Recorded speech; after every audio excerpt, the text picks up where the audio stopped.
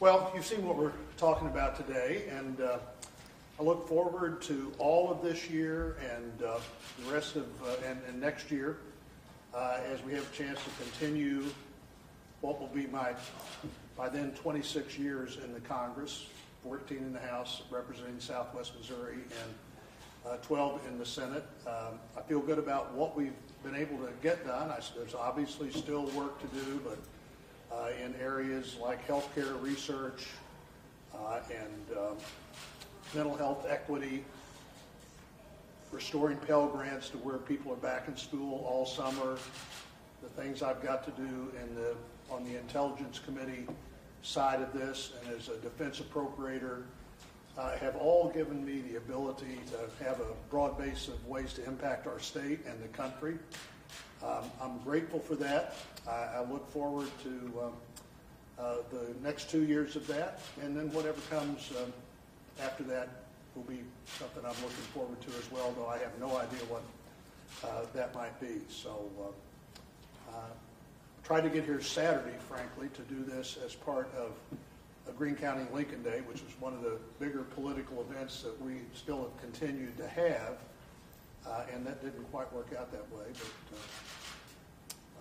I wanted to be here at home and see all of you before I see the Washington press tomorrow, and was glad to be here today and talk to lots of people today, and was glad to get a chance to do that. So let's talk about whatever you want to while I'm still at the airport, as opposed to leaving the airport.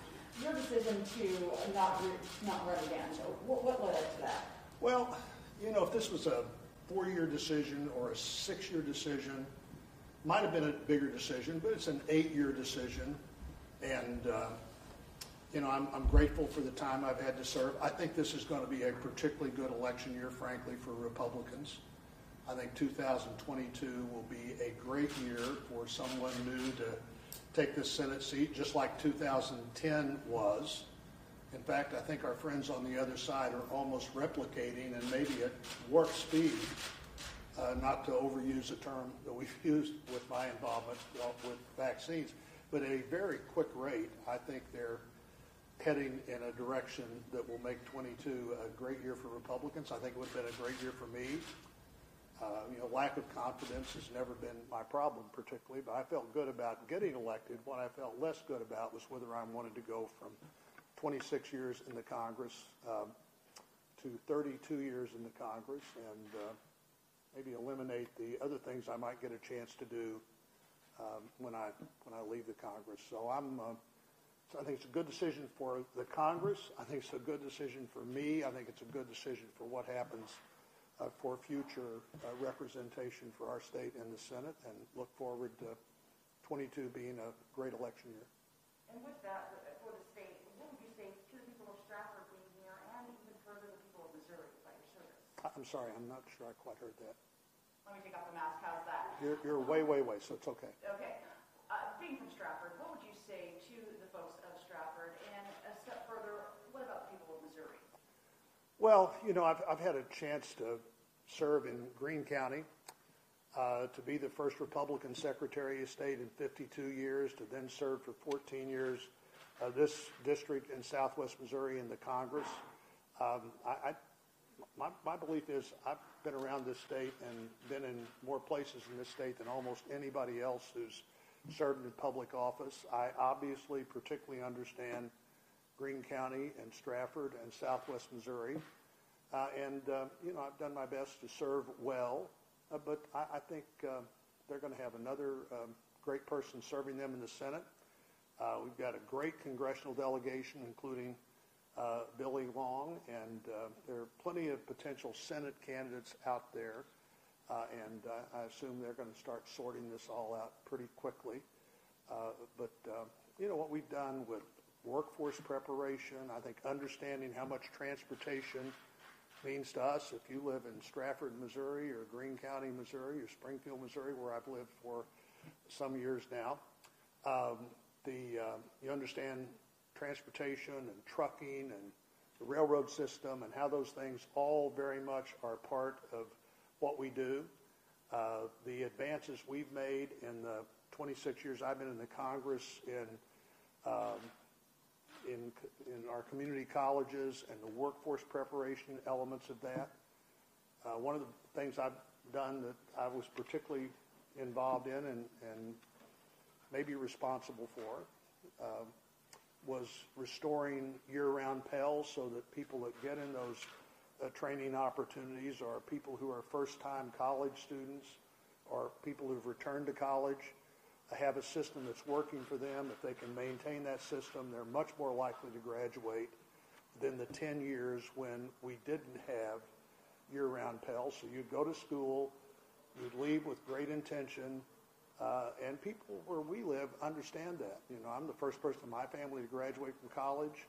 A lot of people who are doing that. I've also been working hard on things like stackable certificates that may or may not lead to a degree, but particularly lead to a job, and trying to do things that connect early with people about what jobs are out there and what those jobs really pay. And, you know, there's all kinds of ways to get prepared for what you want to do as opposed to what you think you might want to do without very much information. So I hope people where we're from, right here, feel good about my service. And you can't be right every time, and I voted a lot of times, but I always voted with the information I had. And pretty easy to look back 5 years, 10 years, 15 years and say, well, that could have been a better choice. It's kind of like the 4 years I was president at Southwest Baptist University. People have a lot of time to think about the decision you made in 15 minutes, and they're all pretty well informed and pretty smart and have a lot of time to think about that you don't. So I'm grateful to have had the chance to serve. And I'm optimistic about our country. I think we are in a moment now where if we make the right decisions, really good things can happen for us. And I intend to be part of that the next 2 years and hope to be where I can continue to give advice after that. One last question, and then I'll give everybody else the floor. I'm sorry. What about Eric Greitens? He's been criticizing you a lot lately, somewhat taking you to task. There's some, indication or rumor perhaps maybe he could be following your footsteps and maybe perhaps replacing you. What would you say to that dialogue that's occurring? Well, I thought about that a little bit. I think it's probably, I wouldn't want to elevate anybody or denigrate anybody by talking about who can run a free country, and anybody that's been saying negative things about me has a really big group of people that they're part of. My guess is I have more bad things said about me by 9 o'clock every morning than most people do in their whole life, and I'm okay with that. But this will sort itself out, and I am absolutely confident I would have been elected. I'm confident the Republican nominee will be elected, and I think this is a good year for that transition. Okay, we're going to go. Yeah. I am curious. You are probably going to have a lot of folks. I'm going to have a heart. Can you? You are probably going to have a lot of folks running to succeed you, and I wonder what advice do you have for them? I mean, you've been in Congress for decades. Mm-hmm. Unless they come from the House, they'll be starting anew. What should they know? Well, we'll see how many people ask for advice, but the advice I'd give today in response to that question is don't spend a lot of time talking about what you'll never do. The things you think you'll never do may be your very best option the day you have to make a decision. I think the country in the last decade or so has sort of fallen off the edge of too many politicians saying, if you'll vote for me, I'll never compromise on anything. And the failure, that's a philosophy that particularly does not work in a democracy. We see too much of it in our politics today at all levels. And I wouldn't spend a lot of time saying what I'd never do. I think I'd spend more time saying what I'd try to do and be willing to move as far in the direction of that goal as you possibly could, rather than say, I'll never do this. You've got to see who's there to work with you. Democracy's not for sissies. And you don't get everything you want every time you want it. And in fact, if you are, there's probably something wrong with you. If you're getting everything you want at home or at church or at work, including the Congress of the United States, that's probably if that's what you think is going to happen, that's probably not what's going to happen. So that'd be my best advice. Think about how we want to move our country. Think about the opportunities we have, how to move in that direction, and don't spend a lot of time talking about what you'll never do. There are a handful of things for all people that you probably would never do, but it seems to me too many politicians have rushed to create this huge list of what they'll never do, which means when they get there, they never get anything done. How is President Trump and he might back in the primary factoring against? The president and I had a good relationship. Really started, interestingly, a month or so before he was sworn in 4 years ago. I chaired that swearing in, as I did again this time. And he and I have a good relationship, and I think he would have been for me. What kind of person would you like to see replace you as far as temperament and ideology? Well, that's up to the voters to decide. So I don't have a lot of advice on this. Let's see how this moves forward. I think it's pretty clear that my ideology is conservative, that I'm also for getting things done. I'm for creating a situation where you create opportunity. You do that by not having a lot of regulation that doesn't make sense. We need every regulation we absolutely have to have. We don't need any regulation that we don't absolutely have to have. We need good tax policy, good trade policy, good transportation policy. Let's let the voters decide if that's what they want and who best presents themselves as somebody willing to do that. And also understand I'm going to continue to do this job for the rest of this year and all of next year and look forward to that. Yes? Did anything that happened in the past year, for example, the events that happened at the Capitol, contribute to this decision? No.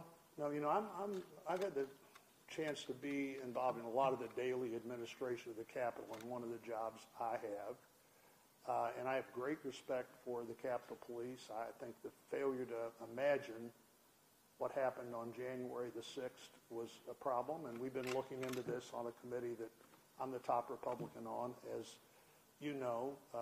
Frankly, I think most of us, because of the great work of the Capitol Police, really that day had no idea what was happening until we were out of the Capitol, and it was a full 30 minutes before we were where we could watch a television screen and watch what everybody else in America was watching. So I think maybe worse for House members, not very traumatizing for Senate members. I've been moving toward this decision for a while. I would say that nothing in the stalling and the delay in the votes this weekend, not a single time, I'd already planned to do this, not a single time during that did I think, well, maybe I've made the wrong decision here. Maybe I want to stay for another several years of this. What else? Would you call this your retirement? What is your future? I wouldn't. No, I would not. I'd call it ending my career in elected politics at the end of the next year and a half, and we'll see if there's anybody out there that wants me to do anything. And I basically had a full-time job since I was about 17 and never had a day that I didn't have a place to go to work. It would be hard for me to think that in 2 years I'd want to not have things to do. I've given no thought to what those might be and not particularly interested in rushing toward that. I'm interested in rushing toward a strong finish with the job I've got. And remember, 20 months is almost an entire term in the House of Representatives. This would be like I was a new congressman and I was showing up here in March to talk about what I'm going to do in the term I've been elected to. I've still got that much time left, and I am looking forward to that. I think you all know that we have really emphasized some of the things I've already mentioned. None of them are where they ought to be, but they're all dramatically further along than they would have been if we hadn't increased health research funding by 42%. We now have 41 states in legislation that Senator Stabenow and I worked on that have at least demonstration projects in at least one county of what happens if you treat mental health like all other health. Missouri was one of the eight pilot states. We've added 2 full states since the 3 years of our piloting this effort, and all those things need to be continued to move along. What we're doing in defense or cybersecurity with things like artificial intelligence and quantum computing, what it's going to take to secure this cyber world we now live in. I want to take everything I've learned in the last 24 years and make the most of it in the next 2 years.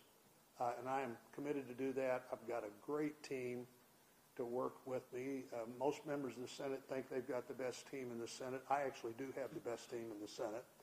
And not just the great team here in the state or the great team that works in the D.C. office, but the Republican Policy Council, which is the only one of those kinds of jobs created in statute. The Republican and Democrat Policy Council work for me, which means I've got more depth in policy people than anybody else on our side. They work for everybody else, but the truth is they work for me first. The Rules Committee that will have a big say in what kind of election legislation moves forward. I'm the top Republican on that committee. I'm very opposed to the bill that the House just passed that would change the Constitution without changing the Constitution.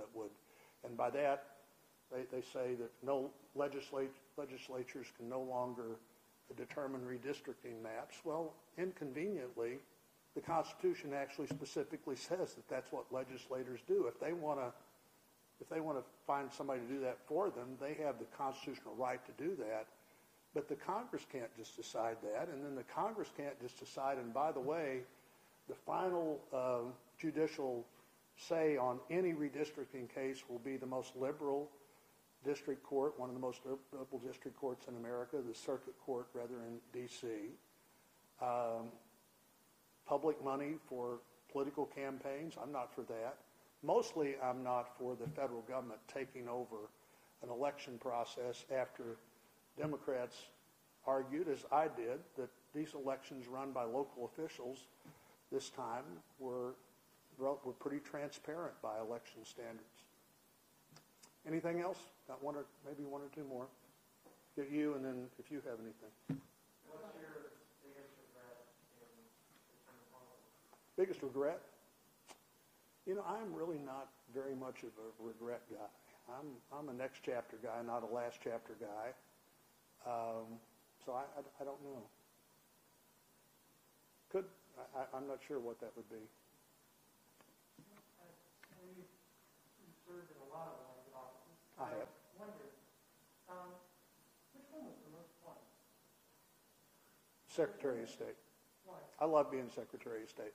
But this, all my jobs, I've been incredibly lucky. And, one of the few people in the Congress that was a county official, a state official, and a member of both the House and Senate. One of two people in the history of the country that was elected to leadership in both the House and the Senate. I've liked them all, and I've liked them all in different ways. I did particularly like being Secretary of State. It was a job I spent 12 years here sort of preparing for a lot of it. And, it's history, it's elections, it's the business environment of the state, it's the Securities Commission. And you make so many decisions that you don't have to talk to anybody else about. Say, here's what we're going to do, and here's how we're going to do it differently. And occasionally you also have to go to the legislature to get that done, and that was a legislature that had essentially twice as many Democrats as Republicans.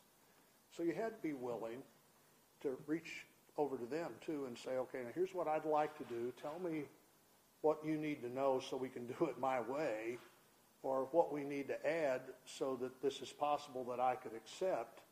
And we had great luck in that office. We added the state library to the Secretary of State's office while I was there. We built a new state archives building. I love the history of our state. So it was all fun for me. But the House was great. The Senate has been great. I somehow managed to get in positions of Senate leadership normally faster than you normally would, mostly just good luck on my part. And it would be hard for me to pick, but if I had to pick, I particularly enjoyed that 8 years, and hope that others have too. Anything else? One last question. With the perceived conflict that was happening up on Capitol Hill between the two parties, with the perceived conflict that the public perceives between Democrats and Republicans, and somewhat of the perceived turmoil that is happening on Capitol Hill, what do you see for the future of the Republican Party? And over the course of your political career, how has it evolved? Well, I actually, as I said before, I actually think the Democrats are repeating the pattern of 10 years ago, of the 2000, I guess 12 years ago. What they did in 2009 and 10 appears to me exactly what they're doing again now, starting in 2021. The Republican Party will be just fine. What will unite the Republican Party is Republican elected officials and others seeing what Democrats want to do. The bill that apparently the House is going to pass tomorrow that every Republican voted against and every Democrat voted for, so there's some unity right there, voted for on Saturday, will be really popular until everybody cashes their check. I mean, when people would come up and say, well, why aren't you for this? 40% of the Republicans and 70% of everybody is for this, where almost everybody gets $1,400 and many families get $5,000 or $6,000. Of course it's popular. The Obama stimulus package was popular in 2009. It was incredibly unpopular by 2010 election day when people began to unravel it and say, you mean people who were in prison also got the $1,400? Not all of them, but enough of them will get the $1,400.